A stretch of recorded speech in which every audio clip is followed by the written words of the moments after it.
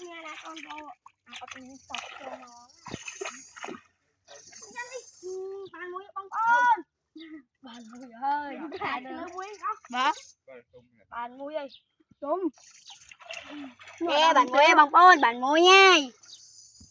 dạ phải tiền Ôi trời ơi.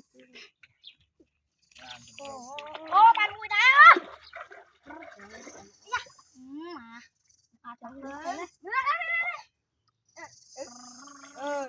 rồi đấy đi cô được tao chứ là đi thế nào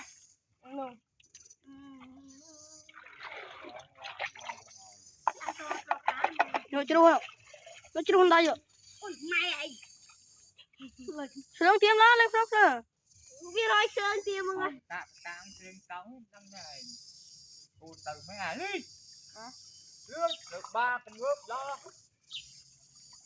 tiêm một tay tiêm một lên tao muốn viên tiền học mày tao muốn miếng tao muốn miếng queen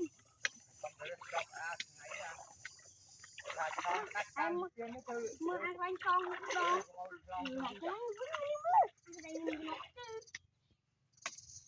Thì cũng luôn.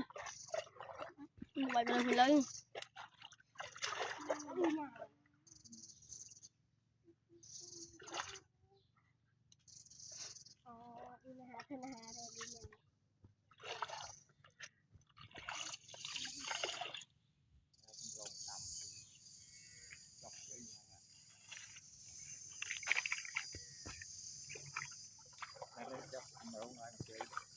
Trong hậu ta là viên sướng nhưng lên châu.